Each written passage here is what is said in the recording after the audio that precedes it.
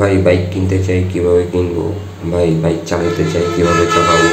বাসা থেকে তো মেনে নিচ্ছে না, কি করব? বাইক কিনে দিচ্ছে না, কি করব? আজকে সাধারণত এই বিষয়গুলো নিয়ে কথা বলবো আপনাদের সাথে। তো চলুন শুরু করা যাক।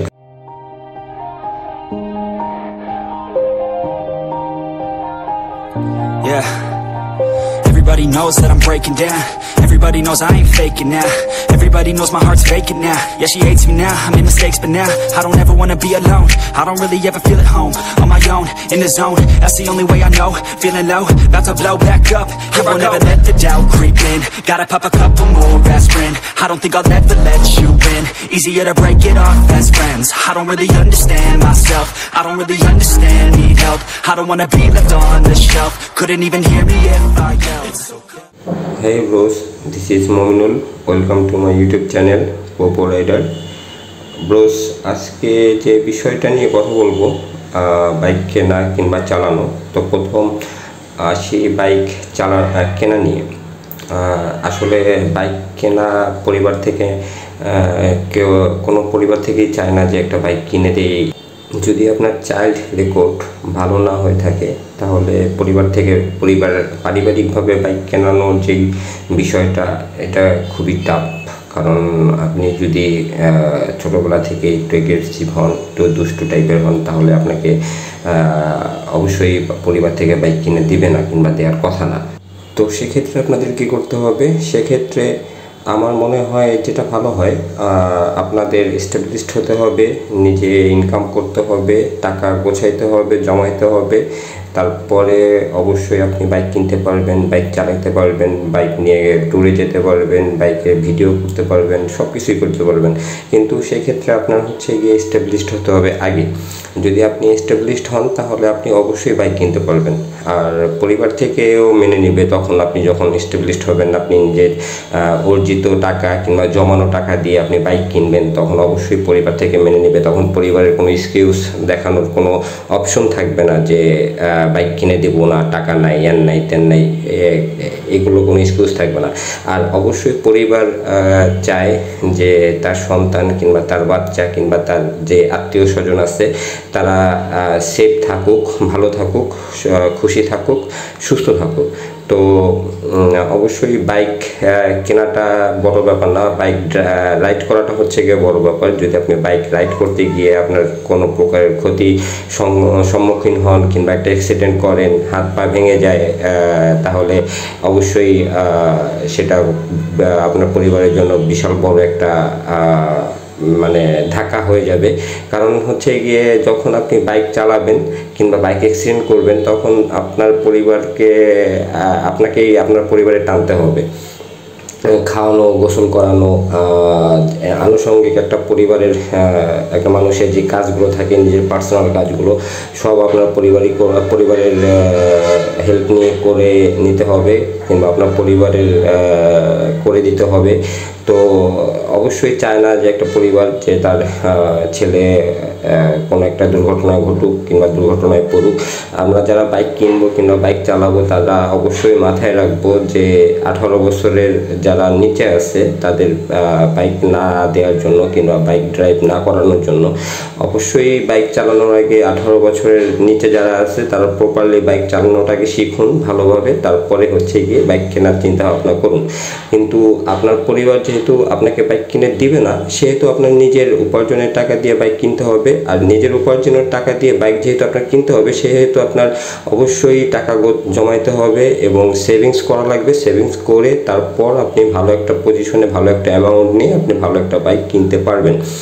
যদি আপনি বাইক কিনে আপনি এগ্রেসিভভাবে চালান, জিগজ্যাগ করে চালান, কিংবা রাস্তায় অনেকেই আছে হেলমেট, সেফটি গিয়ার মেনটেন না করে চালায়, যারা তাদের মতন করে চালান, একটা দুর্ঘটনা ঘটলে অবশ্যই আপনাদের তখন কান্না ছাড়া কোনো উপায় থাকবে না। অবশ্যই আপনি বাইকটা প্রপারলি শিখতে হবে, তারপরে কিনতে হবে। একটা বাইক কেনাই তো বড় ব্যাপার না, বাইক মেনটেন করা বড় ব্যাপার। একটা বাইক কেনার পরে বাইকের পিছনে অনেক আনুষঙ্গিক অনেক খরচ থেকে যায়, আনুষঙ্গিক অনেক কাগজপত্র লাগে। যা 18 বছরের নিচে হওয়া যে বাচ্চারা আছে কিংবা যে মানুষগুলো আছে তারা আর কি নিতে পারবে না, কিংবা অন্যজনের নামে করতে হবে, বাবা কিংবা ভাইয়ের বড় ভাইয়ের নামে করতে হবে ওই কাগজগুলো। তো যেহেতু 18 বছর আপনার হয়নি, সেহেতু এই বাইক কেনার চিন্তাটা মাথা থেকে ছেড়ে দেন। আপনারা ভালোভাবে পড়াশোনা করেন, প্রতিষ্ঠিত হন, তারপরে বাইক কেনা যাবে। আর যদি 18 বছরের উপরে হয়ে থাকে, তাহলে যদি বাইক কেনার চিন্তা ভাবনা হয়ে থাকে, তাহলে অবশ্যই আপনার যেই সেফটি গিয়ার, হেলমেট, তারপরে যেই রাস্তার যে রুলস অ্যান্ড রেগুলেশন আছে সেগুলো অবশ্যই আপনাদের মানতে হবে, মেনে তারপরে হচ্ছে কি আপনাদের বাইক ড্রাইভ করতে হবে। আর বাইক ড্রাইভ করার সময় আপনারা অবশ্যই যেই সেফটি গিয়ার এবং হেলমেট এই দুটো সাথে রাখবেন, এবং গাড়ির যে প্রয়োজনীয় কাগজপত্র যেরকম ড্রাইভিং লাইসেন্স, আপনার গাড়ির ট্যাক্স টোকেন এবং গাড়ির রেজিস্ট্রেশন কার্ড যেগুলো আছে সবগুলোই আপনার সাথে রাখবেন। কারণ রাস্তাঘাটে আপনার অনাকাঙ্ক্ষিত যে হ্যাসেলগুলো, সেই হ্যাসেলগুলো আপনাদের না পোহাতে হয়, সে কারণে আর কি আমার এই কথাগুলো বলা। কারণ বর্তমানে রাস্তায় যেই ট্রাফিক পুলিশ আছে, ট্রাফিক পুলিশে অনেক সতর্কভাবেই আর কি তারা সব কিছু হ্যান্ডেল করছে। কারণ একটা ড্রাইভিং লাইসেন্স বিহীন গাড়ি যদি অ্যাক্সিডেন্ট হয়, আপনি দেখবেন ড্রাইভিং লাইসেন্স কিংবা গাড়ির যে কাগজপত্র আছে সেগুলো যাদের আছে তারা খুব অ্যাক্সিডেন্টের প্রবণতা তাদের ভিতর কম থাকে, কিংবা শতকরা হারে তারা অ্যাক্সিডেন্ট কম করে। আর ড্রাইভিং লাইসেন্স, গাড়ির ট্যাক্স টোকেন, গাড়ির প্রয়োজনীয় কাগজপত্র যাদের নাই, তারা দেখবেন রাস্তায় খুব উশৃঙ্খলভাবে চালায়, উশৃঙ্খলভাবে থাকে, উশৃঙ্খলভাবে ড্রাইভ করে। তো তাদের অ্যাক্সিডেন্টের যে শতকরা হারটা তাদের ভিতরে বেশি থাকে। সো অবশ্যই আপনারা বাইক কিনেন, কোনো সমস্যা নেই, কিন্তু রাস্তার যে বিশৃঙ্খলাটা সেটা বর্জন করে তারপরে বাইক চালানোর চেষ্টা করবেন। এবং বাইক চালানোর জন্য আপনারা অবশ্যই, বাইক শেখার জন্য অবশ্যই হচ্ছে গিয়ে প্রপারলি যে একজন গাইড, কিংবা আপনার সবচেয়ে ভালো হয় যদি আপনি আপনার বড় ভাই কিংবা আপনার গার্জিয়ানের কারো দ্বারা বাইক চালানোটা শেখেন। সেক্ষেত্রে আপনার হচ্ছে গিয়ে অবশ্যই আপনার গার্জিয়ান আপনার ক্ষতি চাবে না, সে চাবে যে আপনি প্রপারলি বাইক চালানোটা শেখেন এবং রাস্তায় কীভাবে কী রুলস অ্যান্ড রেগুলেশন আছে, অনেক ট্রাফিক আইন আছে, অনেক রাস্তার রুলস রেগুলেশন আছে, অনেক ডিভাইডেড লাইন আছে, অনেক সিম্বল আছে যেগুলো আর কি মেনে চিহ্নিত করে এবং চিনে যে রুলস অ্যান্ড রেগুলেশন যেখানে যেরকম থাকার কথা, যেখানে যেরকম হওয়ার কথা, সেটা আমাদের যেভাবে মেনটেন করার কথা সেভাবে আমরা মেনটেন করতে পারবো। সো আমার মনে হয় যে সবচেয়ে ভালো হয় যদি আপনি আপনার গার্জিয়ানের কেউ কিংবা আপনার বড় ভাই তাদের কাছ থেকে বাইক চালানোটা শেখেন।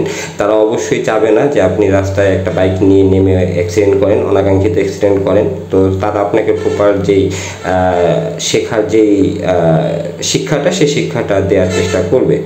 সো অনেক কথাই বললাম। আমি এখন আসি হচ্ছে গিয়ে মাদারীপুরে যে 4 লেন রাস্তাটা আছে, সেই 4 লেন রাস্তাটায় এখন যাচ্ছি মোস্তফাপুরের দিক। তো যারা আমরা বাইক কিনবো অবশ্যই তারা অবশ্যই মোটো ব্লগিংয়ের যে ভিডিওগুলো এবং মোটো ব্লগিং রিলেটেড যে ভিডিওগুলো এবং বাইক রাইড শেখার জন্য যে ভিডিওগুলো সেগুলো বেশি করে দেখব। এগুলো দেখলে আপনার একটা নলেজ চলে আসবে কিভাবে বাইক ড্রাইভ করতে হবে কিংবা কোন রোডে কিভাবে যাইতে হবে। অনেক ট্যুরের ভিডিও আছে যারা আমরা চালাতে এক্সপার্ট হয়ে যাব, তখন আপনারা লং ট্যুর দিতে পারবেন, শর্ট ট্যুর দিতে পারবেন, বিভিন্ন জায়গায় যেতে পারবেন, বিভিন্ন জায়গায় ঘুরতে পারবেন। সো আসলে কি ধৈর্য ধরলে হচ্ছে গিয়ে অনেক কিছুই পাওয়া যায়। ধৈর্য কথায় আছে গ্রাম্য ভাষায় সবুরে নেওয়া ফলে। সো ধৈর্য ধরলে অনেক কিছুই সম্ভব যদি আমরা ধৈর্য ধরে আস্তে করে স্টেপ বাই স্টেপ বাইক চালানো শিখি কিংবা বাইক ড্রাইভ শিখি। সেক্ষেত্রে আমাদের সামনে অনাকাঙ্ক্ষিত যেই অ্যাক্সিডেন্ট কিংবা দুর্ঘটনা ঘটার যে প্রবণতা সেটা অবশ্যই কেটে যাবে কিংবা থাকবে না, এবং আমরা একটা লিমিটেশনের ভিতরে থাকার চেষ্টা করব। আমরা এরকমভাবে বাইক ড্রাইভ করব যাতে আমরা বাইককে কন্ট্রোল করি, বাইক আমাদের কন্ট্রোল না করে। হ্যাঁ, তো আমি অনেক কথাই বলে ফেললাম, জানি না কতটুকু ভালো লাগা দিতে পারছি আপনাদেরকে। আমার ভিডিওতে অনেকেই ভিডিও দেখেন কিন্তু শেয়ার করেন না, শেয়ার করে দিবেন, লাইক, কমেন্ট এবং সাবস্ক্রাইব করে দিবেন। আজকের মতো এখানেই বিদায়, আল্লাহ হাফেজ।